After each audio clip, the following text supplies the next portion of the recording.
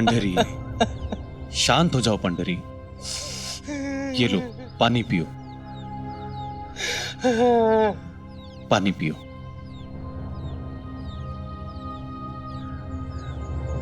शांत हो जाओ पंडरी, और बताओ बात क्या है। अगर कल मैंने कुलकर्णी सरकार को 4 रुपए नहीं दिए तो मैं बर्बाद हो जाऊंगा पाटिल जी, मैं बर्बाद हो जाऊंगा पाटिल जी।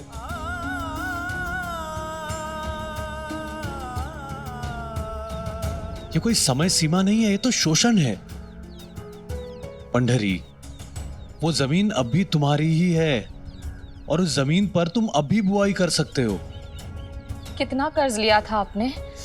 मैंने कुलकर्णी सरकार से कई बार कर्जा लिया था, जितना बोलते थे ब्याज दे मैं दे देता था। बस मैं कभी ये पूछने की हिम्मत नहीं कर पाया कि वो कितनी दर लगा रहे हैं, कितना ब्याज ले रहे हैं। मुझे जब पैसों की जरूरत पड़ती तो मैं कुलकर्णी सरकार के पास चला जाता था और वो मुझे पैसे दे देते थे। फिर वो जितना ब्याज मांगते थे मैं दे देता था। लेकिन इस बार पता नहीं क्या हुआ उनको, वो इतनी सारी रकम मुझसे वापस मांग लिए कि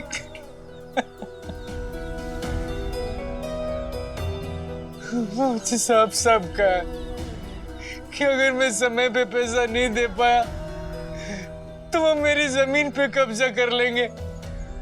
अगर ऐसा हुआ तो मैं अपने परिवार का गुजारा कैसे कर पाऊंगा, कैसे कर पाऊंगा?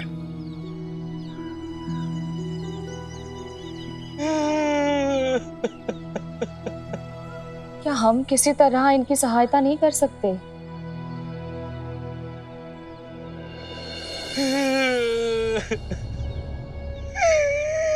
पंडरी, कल सुबह तक तुम कितने पैसों का इंतजाम कर पाओगे? मेरे पास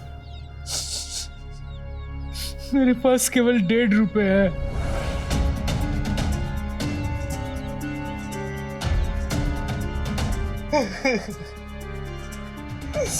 इसका मतलब है कि तुम्हें और 2.5 रुपए की जरूरत है।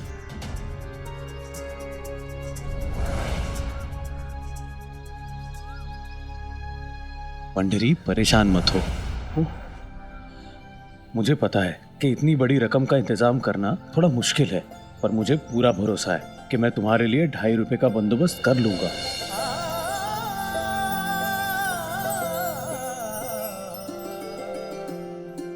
फिर वो पैसे कुलकर्णी सरकार को दे आना और अपना बीज भी ले आना।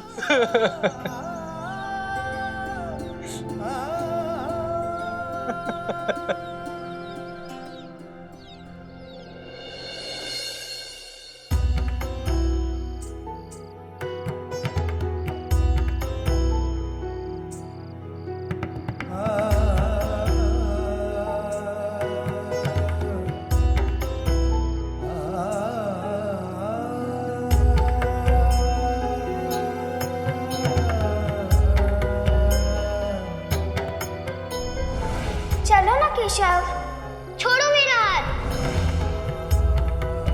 आज तुम बहुत व्यस्त हो, कल आ जाना। कल क्यों आऊंगा? मैं वहाँ कभी नहीं आऊंगा। चले अध्यापक जी, अब हमें यहाँ से जाना चाहिए। मुझे माफ कर दीजिए साहिब, मैं आपसे नहीं मिल पाऊंगा। मुझे माफ कर दीजिए।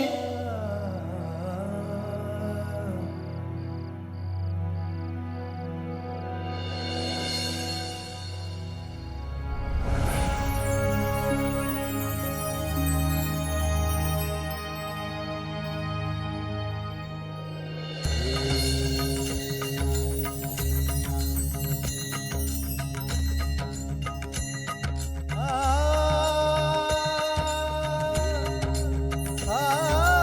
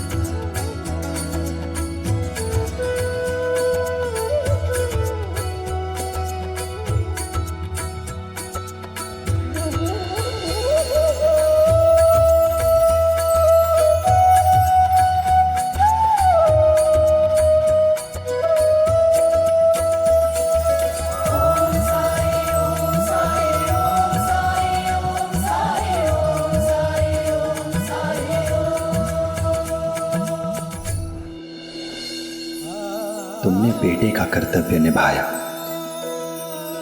और कर्तव्य के मार्ग पर चलने वाले कभी गलत नहीं होते।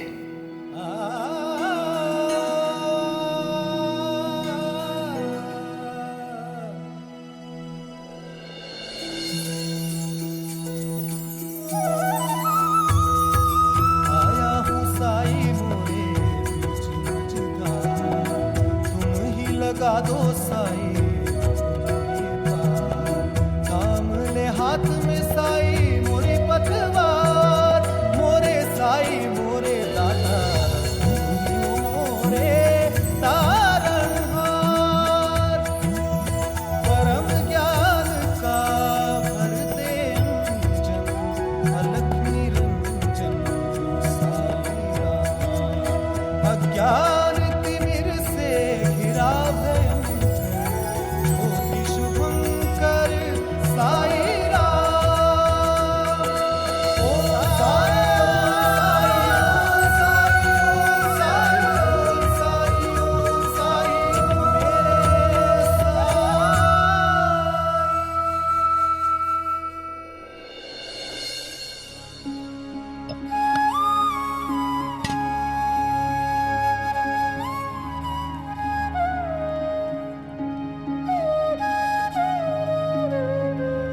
लो,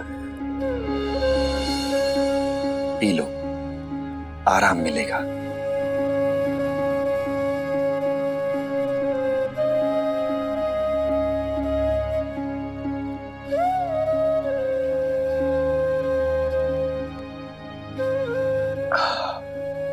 शुक्रिया साईं। आप यहाँ हैं?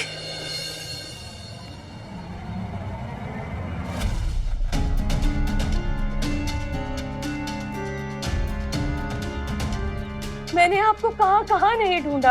आरती, तुम यहाँ?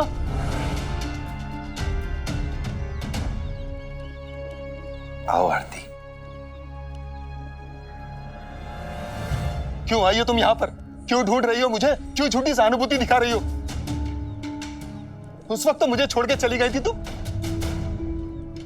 हाँ, चली गई थी और यही सोचकर गई थी कि दोबारा वापस नहीं लौटूंगी। पर आपका बच्चा आपके बिना रह नहीं पाया, सारी रात रोता रहा। कम से कम कोई तो है मेरे लिए रोने वाला। तुम्हारे लिए रोने वाला सिर्फ तुम्हारा बेटा ही नहीं है। रहने दीजिए साईं, सबको दिखाई देता है। अगर ये प्यार का मतलब समझते ना तो समझ जाते कि हम इन्हें कितना प्रेम करते हैं। बहुत प्यार करती हो मुझसे, तभी मुझे छोड़कर चली गई थी। हाँ, 5 साल के बाद। नहीं, जब मेरे पास कुछ नहीं रहा, जब मैं कर्जे में डूब गया, तब तुम गई थी। आपको हमेशा पैसा पैसा ही लगा रहता है। मैं क्या चाहती हूँ, मैं क्या कहती हूँ, आपको कभी समझ ही नहीं आया ना। साईं, ये पिछले 5 सालों में अपने काम में ऐसे खोए रहे, ना अपनी पत्नी की सुध रही ने, ना अपने बच्चे की। इनका कहना था कि जब हमारे पास पर्याप्त सुख सुविधा हो जाएगी तभी अपने परिवार के साथ समय बिताएंगे, और भगवान ने वो दिन दिखलाया भी। पर ये नहीं रुके और दुर्भाग्य से एक दिन इनकी नौकरी चली गई और हताश होकर इन्होंने मदिरा पीना शुरू कर दिया। और एक दिन ऐसा आया कि इन्होंने कर्ज लेना शुरू कर दिया और पीना नहीं छोड़ा। इसीलिए मैं तंग आकर घर छोड़कर चली गई। जब इनके जीवन में हमारा कोई महत्व ही नहीं है तो इनके साथ रहना ही क्यों है? मैंने पति और पिता के हर कर्तव्य को पूरा करने की कोशिश की, लेकिन तुम्हें हमेशा शिकायत रहती थी। कभी संतोष नहीं जताया। कुछ देर अपनी तकलीफें भूल जाऊं, इसलिए मैंने पीना शुरू किया। तुम दोनों का ये मानना है कि तुम लोगों ने वही किया जो तुम्हारी दृष्टि में, तुम्हारी सोच में सही था, लेकिन एक दूसरे की भावनाओं को नहीं समझ सके। आओ बैठो, मैं तुम्हें कुछ दिखाता हूं। सरकार, मैं ले आया सरकार।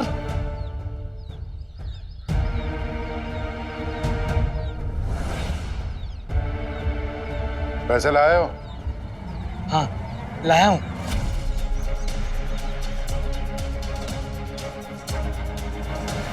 हरिओम, मुझे तो पंडारी की जमीन चाहिए। इतने कम समय में ये पैसे कहां से लेकर आ गया? 4 रुपए है ना? हाँ।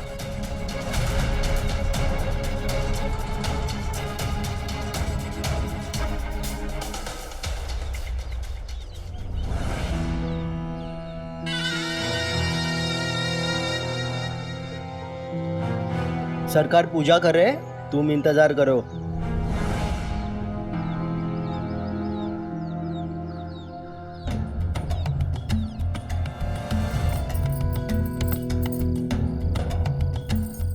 हरिओम। क्यों? अगर मुझसे कोई भेंट करने आए तो उसे कहना कि कुलकर्णी सरकार पूजा कर रहे हैं। अच्छा।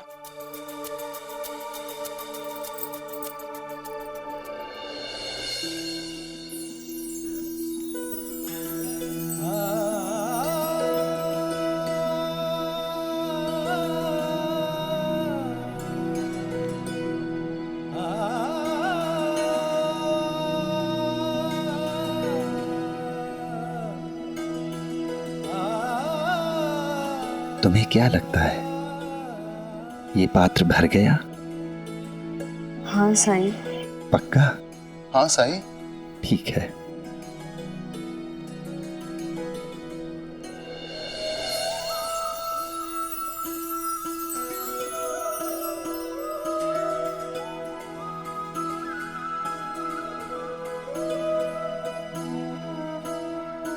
तो अब इसे क्या कहोगे? चलो छोड़ो, अब तो ये भर गया है ना? हाँ। चलो देखते हैं।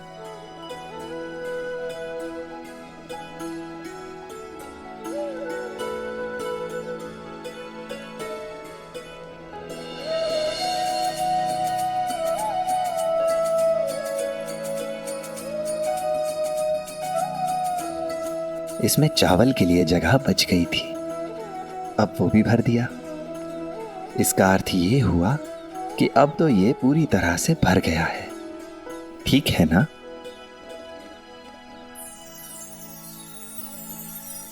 चलो देखते हैं।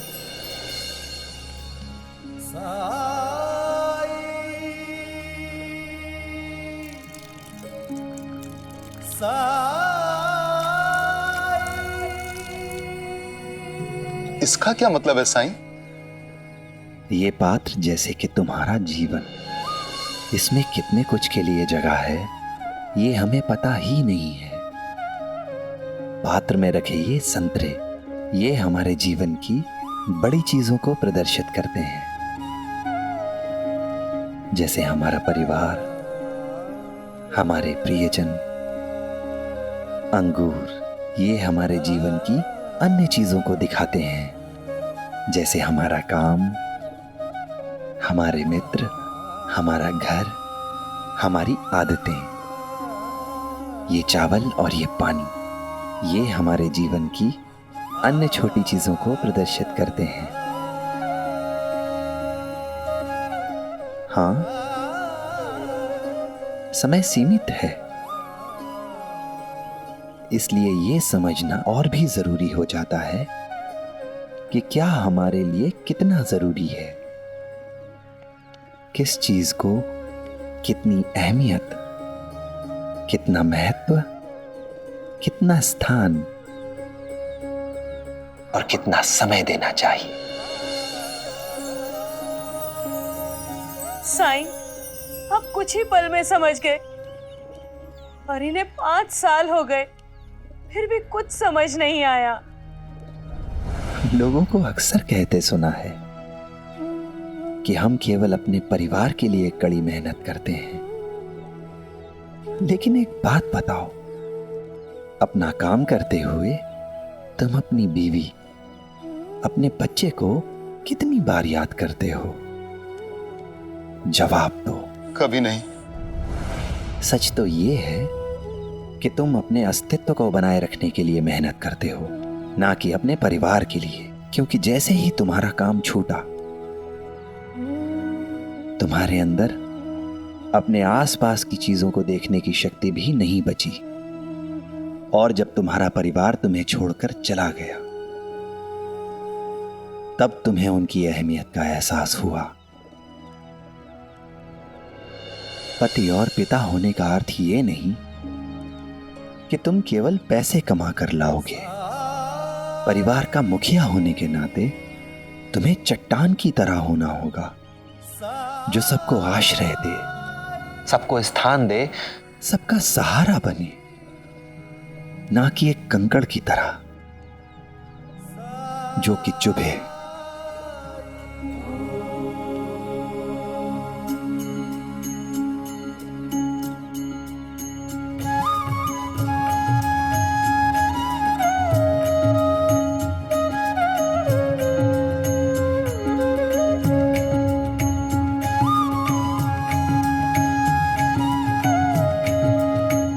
मैं वादा करता हूं आरती, मैं खुद को बदल दूंगा।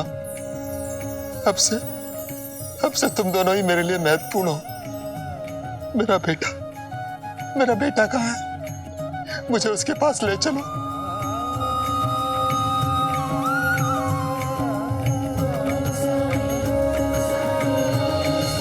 श्रद्धा, सबूरी।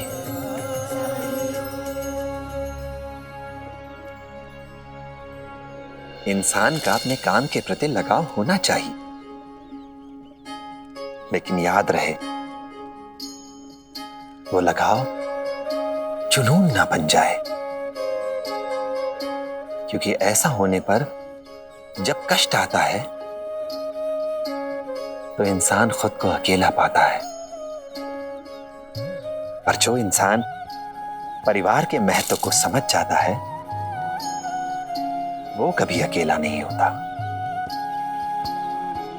क्योंकि उसका परिवार उसकी शक्ति बन जाता है।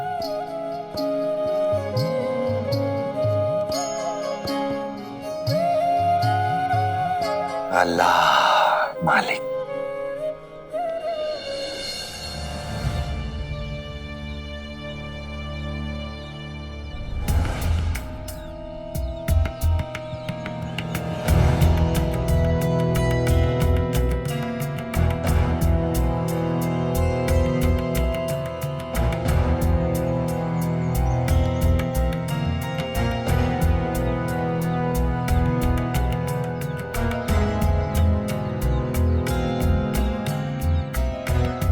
पूजा हो गई क्या? नहीं, शाम से पहले मुझे बुआई करनी है।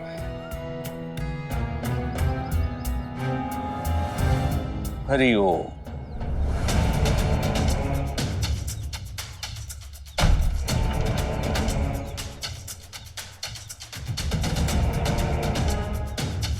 सरकार, मैं पैसे ले आया सरकार, कृपा करके मेरे बीज दे दीजिए मुझे। हरिओम हरिओम। पंडरी, दोपहर 12 बजे का समय दिया था। दोपहर 12 से पहले तुम्हें 4 रुपए लाकर देने थे, लेकिन तुम विलंब से आए हो, इसलिए तुम्हें अब 6 रुपए देने होंगे।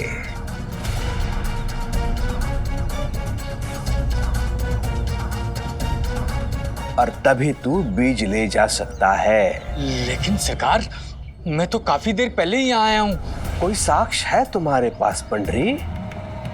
हाँ? जब तू आया था तो कितना बजा था? घड़ी है तुम्हारे पास? हाँ? है? अंता पंता को बताया था जब तू आया था तो कितना समय हुआ था? बोलो। घड़ी? लेकिन मैं तो सूर्य को देखकर ही समय का अंदाजा लगाता हूँ। सूरज को देख के? हरिओम। तो इसका अर्थ ये है पंडरी कि तुम्हें ज्ञात ही नहीं है तुम कितने बजे आए थे। हरिओम हरिओम। इस आकाश को देख के बता, सही सही समय क्या हुआ है?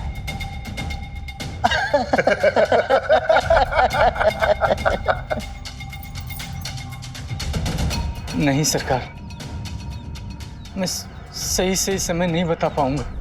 पंडरी तू विलंब से आया है, मैं कुछ नहीं कर सकता हूं। अतः तुम्हें 2 रुपए और देने होंगे ब्याज के, और जब तक तू 2 रुपए नहीं देता तब तक तू बीज नहीं ले जा सकता है। मेरी व्यवस्था को समझता है ना? हाँ, हरिओम हरिओम। मुझे भी बहुत बुरा लग रहा है पंडरी, लेकिन मैं क्या करूं। चलो ऐसा करते हैं, मैं 1 दिन का समय तुम्हें और देता हूं। मैं जानता हूं पंडरी, कोई ना कोई व्यवस्था हो जाएगी। जैसे 4 की हुई है वैसे और 2 देने हैं मात्र। लेकिन आज की भांति विलंब मत कर देना, समय पे आना।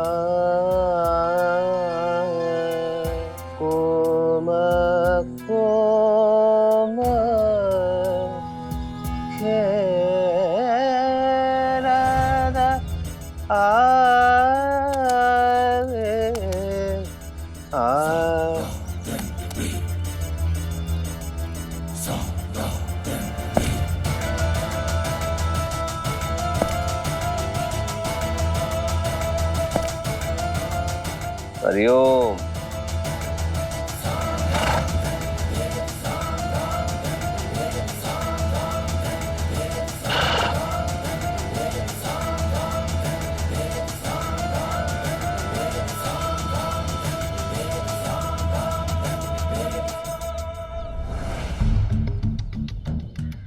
हरिओम, ये तो बंबई से शीघ्र वापस आ गया। आते ही पूछेगा भूमि के बारे में।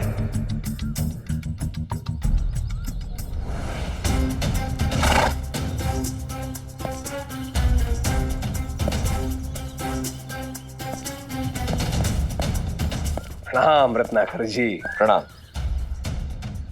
अरे मूर्खों, देख क्या रहे हो? जलपान की व्यवस्था करो। मैं अभी लाता हूँ जलपान। जलपान की आवश्यकता नहीं है। कुलकर्णी सरकार, मैं अपनी जमीन के बारे में पूछने आया हूं। नंदलाल बता रहा था कि आप खंडहर के पास किसी पंडरी नाम के आदमी की जमीन पर कब्जा लेने वाले। सब कार्य छोड़ के आप ही का कार्य करने में लगा हुआ हूं। समझ लीजिए, हाथी निकल गया, पूंछ रह गई है। अपनी भूमि बचाने के लिए पंडरी को हर चीज बेचनी पड़ रही है। शीघ्र ही उसके पास शेष कुछ नहीं बचेगा, फिर वो भूमि आपकी। मुझे आपकी बात पर विश्वास है। जैसे ही आपको जमीन का कब्जा मिले मुझे खबर कर दीजिएगा। हरिओम। अरे हाँ, अभी शहर जाना हुआ तो गवर्नर साहब से भी मुलाकात हुई थी। आपके काम के सिलसिले में भी बात हुई।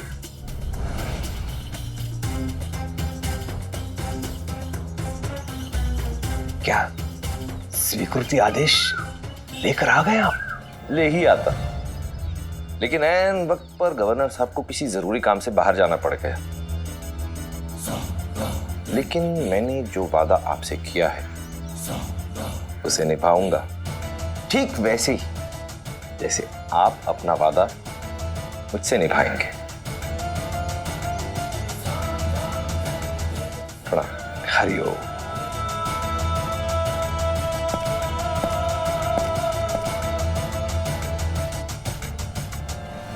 मिट्टी के घड़े के तरह क्या देख रहे हो? अब इसके आगे क्या करना है वो बताना पड़ेगा तुम गधों को। नहीं सरकार। हमें पता है सरकार। चलिए अंता जी। जी।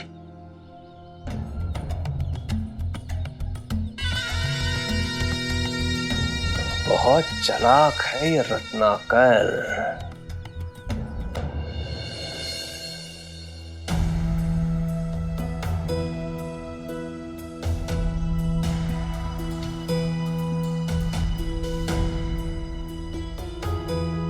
अन्य का एक दाना भी बर्बाद नहीं कर सकते। आई, अन्न को कपड़े में बांधकर क्यों रख रही हो? और पिताजी घर के सारे बर्तनों को लेकर कहाँ गए हैं? भिक्षाम देहि। भिक्षा दे माई।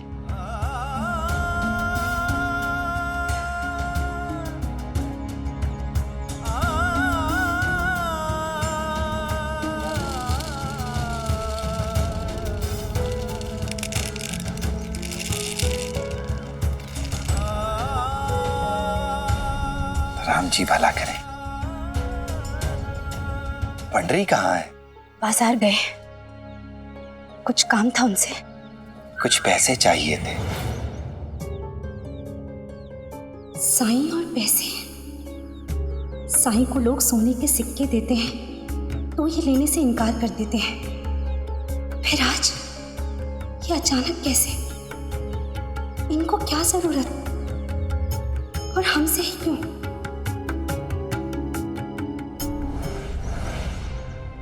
साईं, वो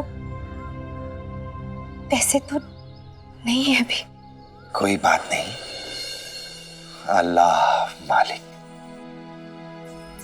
उसकी रहमत तुम पर और तुम्हारे बच्चों पर सदा बनी रहे।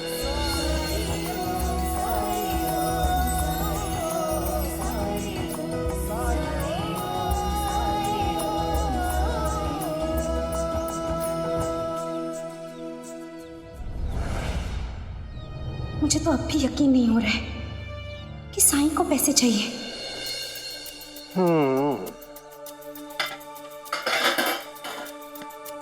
बस इतने ही? हाँ सेठ जी।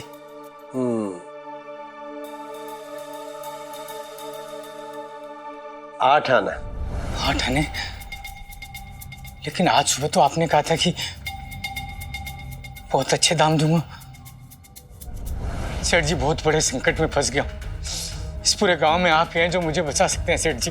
देखो पंडित, कर्जा तो मैं दे नहीं सकता, मगर हाँ कुछ सामान अमान बेचना हो तो बोलो, उसके अच्छा दाम दे दूंगा। ठीक है सेठ जी, मैं लाता हूँ। 8 आना कम नहीं होता पंडरी। ये नए नहीं पुराने बर्तन है।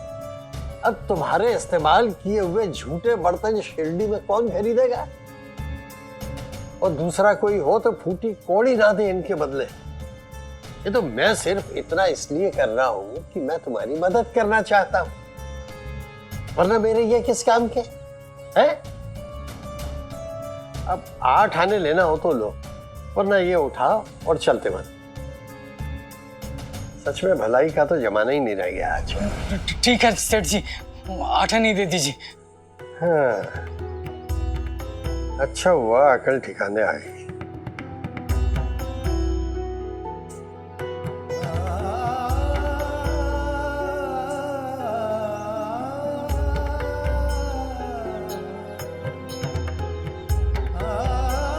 कहाँ से लाऊंगा बचे हुए 1.5 रुपए? पाटिल जी तो पहले ही 2.5 रुपए दे चुके हैं, वो भी मदद के रूप में। हे ईश्वर, अब तो तुम्हारा ही सहारा है।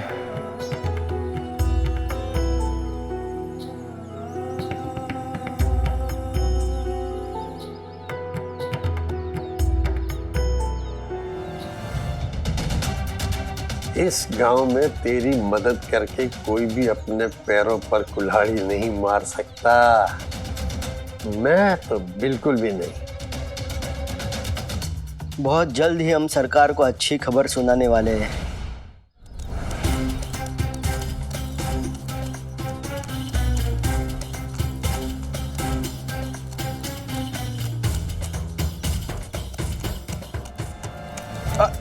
अरे क्या हुआ इसे? क्या हुआ? थक गया है वो।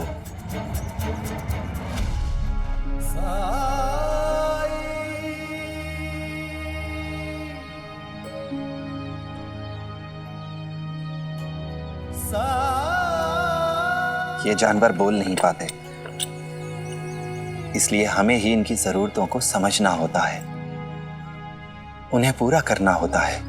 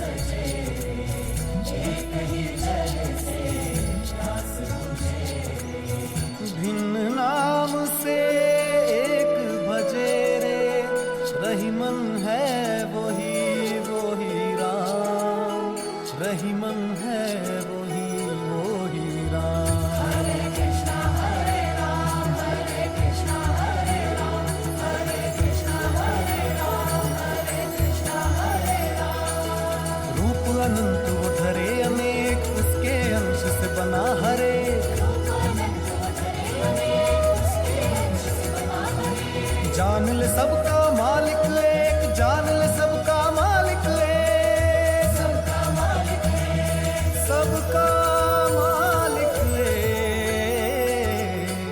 सबका मालिक एक।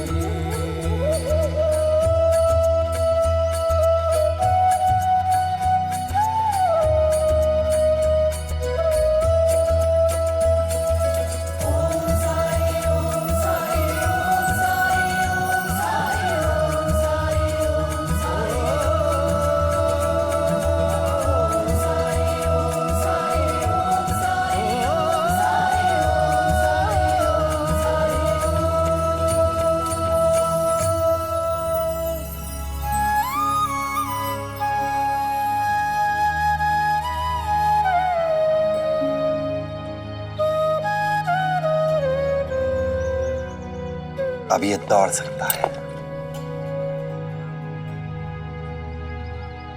रुकिए।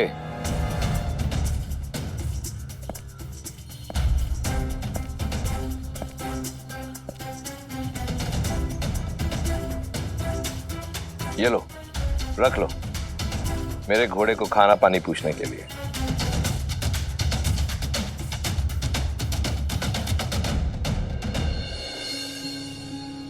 भूखे को भोजन करा के मैंने अपना धर्म निभाया है, और धर्म का पालन ही उसका मूल्य चुकाना है। तो नहीं लेंगे आप? साई, दुनिया में सिर्फ पैसे की ही कीमत है, पैसे के बिना इंसान की कोई कीमत नहीं। चलो मान लेता हूं थोड़ी देर के लिए कि आपको पैसे की जरूरत नहीं या आपकी पैसे में कोई रुचि नहीं, तो कुछ तो ऐसा होगा जो आपको भी चाहिए।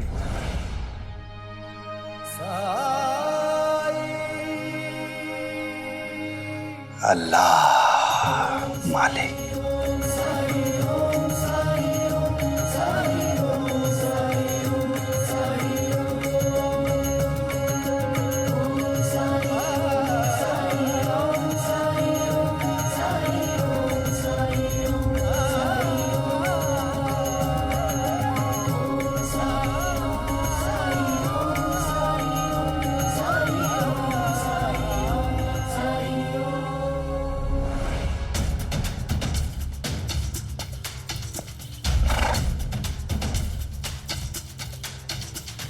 पाखंडी। ऐसी ही मीठी मीठी बातें करके सबको अपने वश में कर लेता है वो। क्या बातें करता है यही तो जानना है। मतलब ये नंदलाल के शिरडी के लोगों को काबू में करने वाली चाबी इस आदमी साई के पास है। तभी तो कुलकर्णी जैसा धूर्त और शक्तिशाली आदमी भी इसके सामने बेबस है। यही वो कारण है जिसकी वजह से मुझे जमीन मिलने में देरी हो रही है। मैं पूरी तरह से कुलकर्णी पर निर्भर नहीं रह सकता। नंदलाल यदि मुझे शिरडी में अपने पांव जमाने हैं तो मुझे शिरडी और यहां के लोगों की कमजोर नस कौन सी है उसे अच्छे से समझना होगा। चलो।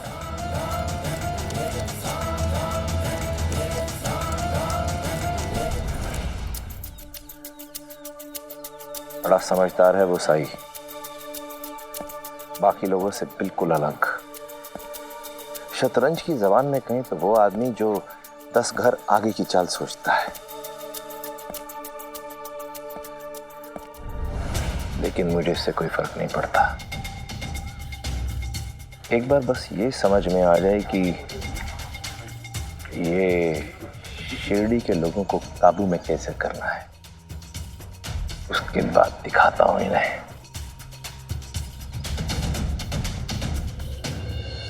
अरे बीना ताई, आप कैसी हो? यहाँ पर बहुत सुंदर सुंदर साड़ियाँ हैं। हाँ, साड़ी लेने आई थी कमला के लिए।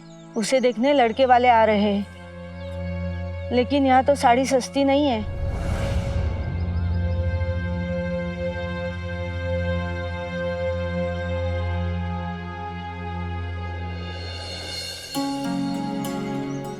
बीना ताई, ये साड़ी अपनी कमला को देना। लेकिन ये तो तूने अपने लिए ली थी ना। मुझसे अधिक कमला को इसकी जरूरत है। चलिए कमला के लिए कुछ और भी देखते हैं।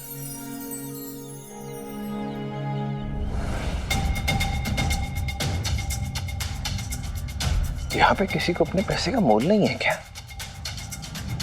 सब अपने को छोड़ के दूसरे के सुख के बारे में पहले सोचते हैं। हाँ देखे,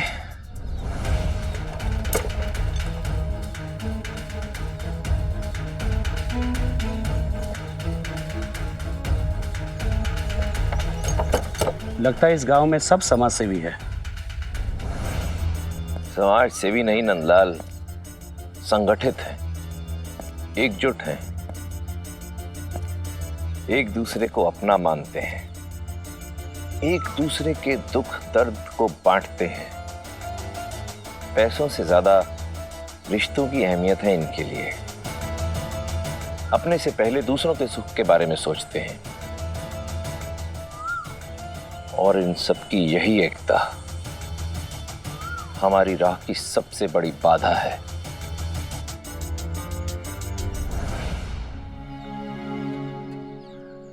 शेठ जी नमस्कार। नमस्कार। मुझे 2 बोरी गेहूं चाहिए, क्या भाव में दोगे? 1 रुपए की 1 बोरी मिलेगी। हाँ शेठ जी। ठीक है, 2 बोरी ले आओ। जी।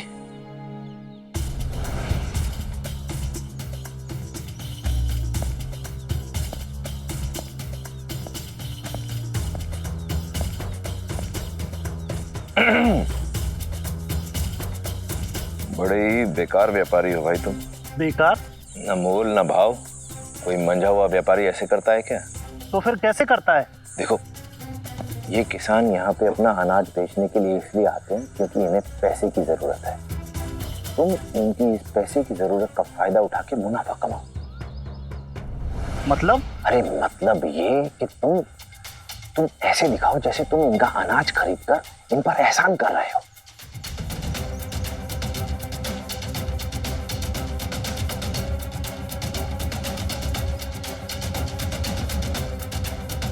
ये जो किसान यहाँ पर अपना अनाज बेचने आते हैं, ये बहुत सारे हैं, ढेरों हैं, लेकिन तुम जैसे व्यापारी बस मुट्ठी भर हैं। इसी बात का तुम फायदा उठाओ।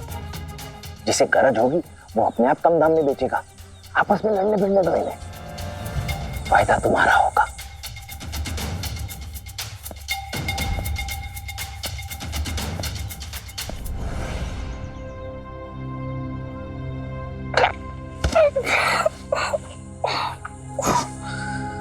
देखो भाई, मैंने अपना मन बदल लिया है।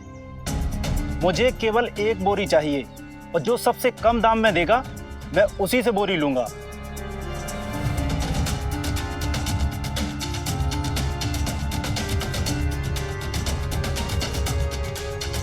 लेकिन सेठ जी, अभी तो आपने...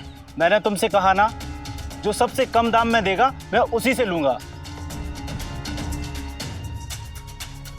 सेठ जी, मैं 95 पैसे में एक बोरी देने के लिए तैयार हूं।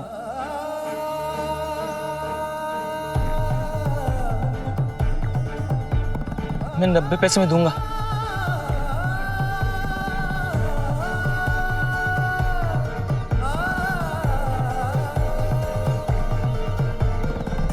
सेठ जी, मैं 50 पैसे में बोरी देने के लिए तैयार हूं। आप मुझसे ही खरीदना। मुझे पैसे की सख्त जरूरत है। अपने बच्चों का पेट भरना है सेठ जी। ठीक है, 50 पैसे में बोरी दे दो। साहब, आपकी बुद्धि का जवाब नहीं।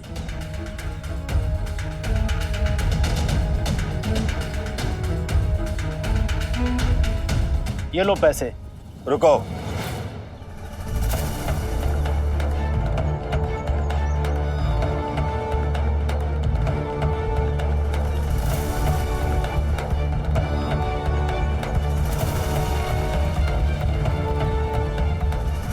ये क्या कर रहे हो तुम? ऐसे कैसे गुजारा कर पाओगे? अगर आज 50 पैसे बोरी के हिसाब से अपना अनाज बेच दोगे तो इन 50 पैसों में तो तुम्हारी खेती का खर्चा भी नहीं निकलेगा, लागत भी नहीं निकलेगी तुम्हारी। मेहनत तुम करोगे और कमाएगा ये व्यापारी। क्या करे सही, मजबूरी है इसलिए बेच रहा हूं। अगर मैं नहीं बेचूंगा तो कोई और बेचेगा। यही तो मैं कह रहा हूं। अगर आज ये व्यापारी 50 पैसे बोरी के हिसाब से अनाज खरीद लेगा तो कल कोई भी तुम्हें इससे ज्यादा दाम देने के लिए तैयार नहीं होगा। अगर तुम दोनों को इस फकीर की बात सुननी है तो सुनो, मैं किसी और से गेहूं ले लूंगा।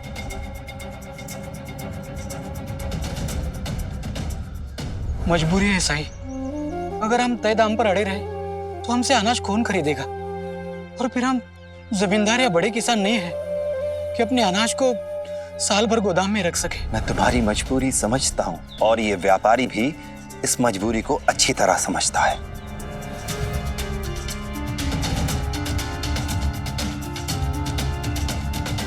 इसीलिए ये व्यापारी तुम्हारी मजबूरी का लाभ उठाते हैं। अगर तुम सारे किसान मिलकर अनाज का एक भाव तय कर लो जिससे ना तुम्हें बहुत अधिक लाभ हो और ना घाटा, और उस तय मूल्य से कम मूल्य पर कोई भी किसान अपना अनाज ना बेचे, तो कोई भी व्यापारी तुम्हारी मजबूरी का फायदा नहीं उठा पाएगा। तुम लोगों का शोषण नहीं कर पाएगा वो। ये सब क्या है? तुम लोग मेरा समय बर्बाद कर रहे हो। ये लो 50 पैसे और मुझे गेहूं दो। अगर आपको गेहूं चाहिए तो 1 रुपया देना होगा,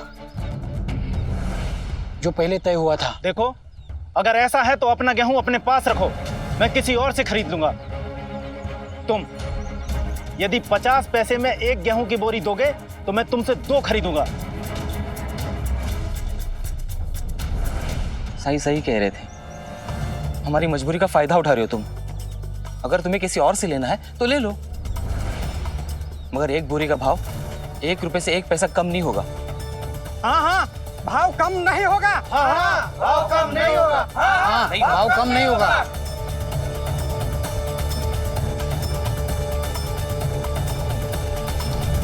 अच्छा ठीक है, आप लोग जीते और मैं हारा।